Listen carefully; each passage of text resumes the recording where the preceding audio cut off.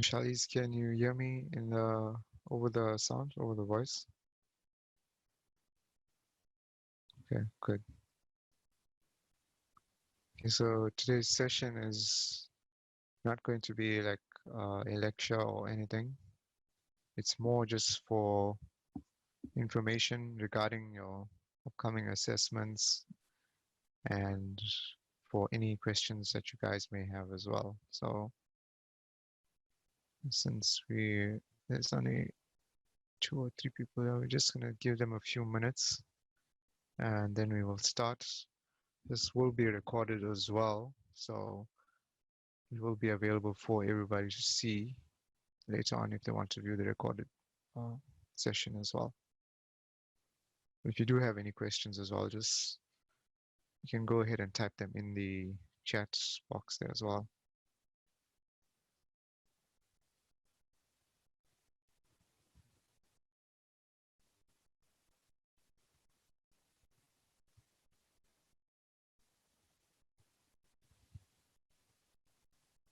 Okay, so our current time at the moment is 4:03. We'll just give them another 2 minutes and then we'll start.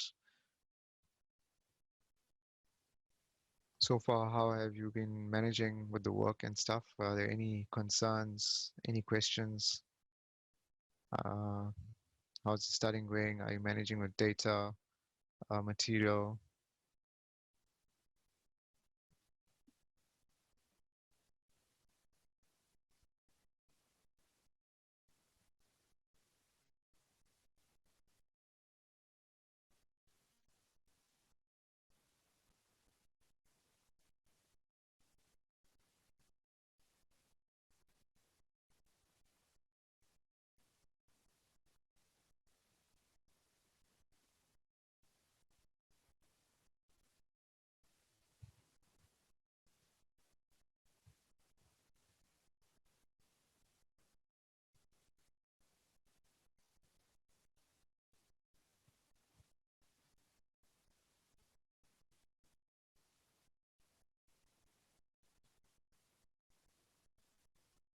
Okay, I'm just going to go ahead and speak on a few points that I put together. If anybody does join, they can obviously ask any questions as we're going along. If you do have any questions, just type it out in the chat as well. Okay, so the thing is, this Q&A session is very informal. The important things that I said that I want to go over with you guys are, as you can see over there, important dates for teaching information technology. So as you know, the assessments for this course comprise of 2 online tests, a lesson plan, an infographic, and the Scratch certificate, which was given to you guys at the beginning of the semester. So your first or your assessment that's coming up shortly will be your online test 1. Content for that is going to be based on your first 5 lectures. So if you do go through or you have watched your first 5 lectures, you should be more than adequately prepared for the test. It isn't too long. You just need a bit of understanding, a bit of common sense. As a teacher, you should be able to manage with that. It will be available from Saturday, and you will have from the onset, the moment you click starts, it'll be online. You will have 3 hours to complete this test, which is more than adequate. The test will take place on Moodle. So when you log into Moodle, you would see the link for test 1 will be available. You would click start. All the questions would come up. You go through all the questions, answer them. You'd have up to 3 hours to complete it. Another thing is you don't have to start on Saturday. You'll have quite a few days to actually start the tests.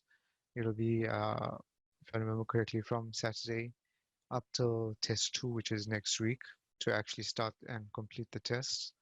However, once you start, you will only have about 3 hours to start, and you take my word for it, it's more than adequate. Uh, Another thing as well is you will also, once you complete your tests and you submit, your mark will be given to you immediately. Okay, so you'll get your mark immediately once you've finished and you submit, and that'll be it. And then obviously test two, which is on the 23rd, which is next week as well, will follow a similar structure as test one, in terms of hours, in terms of time to complete, in terms of receiving your mark. And both tests are quite short, so you shouldn't have too much trouble in terms of timing and so on. Okay, your other deliverables for this course, as you can see, are the lesson plan and the infographic. Those are due more towards the end of the month, and these are pretty straightforward as well. If you look to ECI, right at the top of ECI page, you will notice that I have uploaded examples of these assessments and what is expected. So if I go to the next slide here as well, you can see these are the exact same things that I have posted on ECI, and essentially you will be trying to create something along these lines. Okay, the first picture that you see there is an example of a lesson plan. It's page 1 of 2. The second page I didn't have space to actually place it up, but it can be found on Moodle, as well as the templates that you can use. Okay, you will be required to create a lesson plan according to that. And another important thing is when you're actually creating it, you have the assessment guide. So the important thing there is that it has the rubric that we use for actually marking and stuff. So when you are actually creating these assessments, you can follow this as a guide to complete your work. Okay, but if you just follow the example that's provided, you look at the assessment guide rubric and you follow those guidelines, you should be uh, above board and you should be on your way to passing as well. Okay, so you also see on your screen the second image, algorithms and flowcharts. So your infographic needs to be based on this. I have placed up in the rubric for this assessment as well what is required. Just very quickly, you are required to create an infographic that consists of an algorithm and a flowchart. Okay, it's up to you to come up with a simple programming problem. Do not create something that is too complex or something that isn't manageable. Keep it simple. Explain it properly. As you can see there, I've created a question there, write a program to do so and so. Then I explain the solution of how it will be carried out. And then directly below that, I have a flow chart, uh, and that consists of, sorry, first your pseudocode, and each line I've placed for you guys as well is commented. And directly below that is your algorithm, which is based off that pseudocode as well. So each part of this is counting towards a particular mark according to your rubric if you look at it. And essentially, this is what you'll be submitting. Okay, the submission guidelines for this I will release on ECI. At the moment, there are no hard and fast rules. So if you feel that you want to email it to me, or maybe at a later stage, I'll set up a submission portal. We'll tackle it as we get closer to the due date. But try and keep it in perhaps a PNG format or a PDF format. Okay, but I will release submission guidelines closer to the time. Okay, the other thing that you see on your screen there is your Scratch certificate. Okay, I will have to go back and check with you. You actually submitted, but some of the students in this class have already completed the Scratch certificate and have submitted that to me via email. And essentially, all it is an online course that focuses on the pedagogical aspects of Scratch. So most courses teach you Scratch, but this course is aimed at teachers teaching Scratch. So it's pretty straightforward. It's about 5 modules, very short, uh, that you complete online. You get a certificate. There's a student record. You can forward that to me. Okay. The one thing that's not on this screen that's also part of your assessment is the course participation. And initially, when we started off the semester, it was going well. It was participation every second week for participating in a information or technology blog.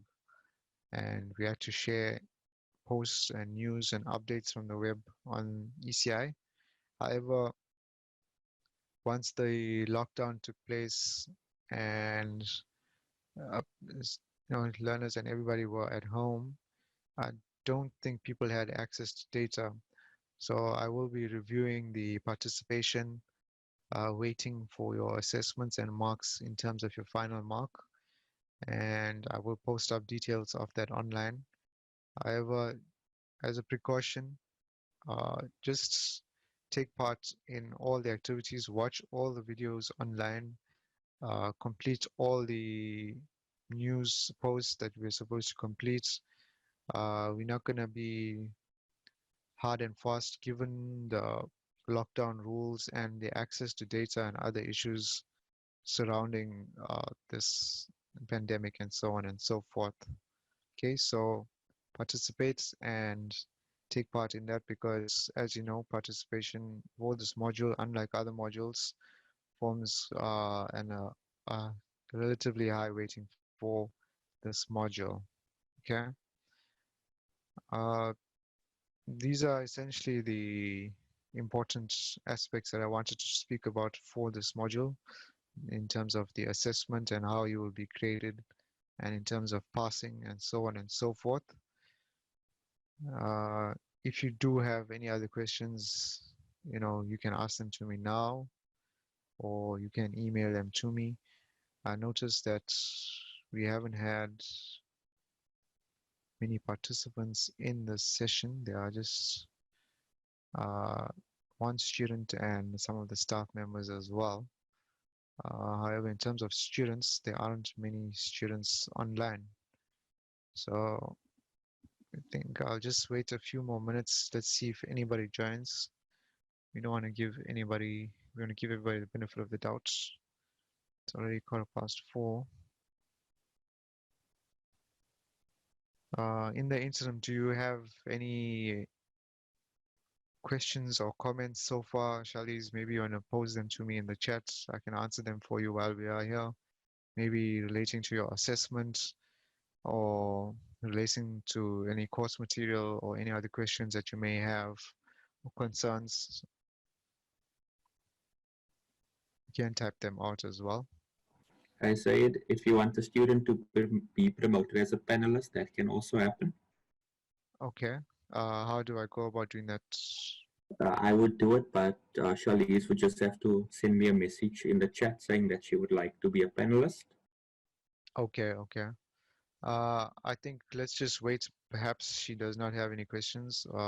If she does choose to, can she hear you as well? Did she hear what you just said, or Yes, do I have to inform? she's Okay, able to. okay, cool.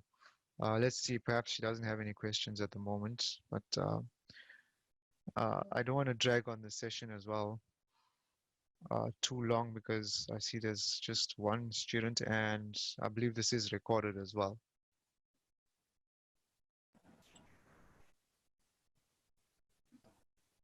Okay, so by my time it's 16 minutes. We'll just wait till 20 past. If there aren't any more students, I'm gonna actually call it. Oh yeah, she's replied in the chat. Okay, so far all questions have been answered. If you do have any questions at a later stage as well, you do have my email. Uh, I'm available on email all the time. I receive emails straight to my phone and stuff. So feel free to email me at any time. If you have any questions or concerns or anything of that nature.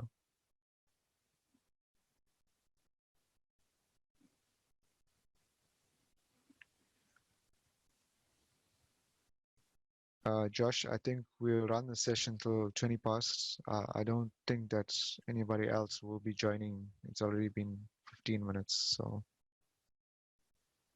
Mr. Right, so you can just indicate to me when you want to end the session. okay, should I just do that? Okay.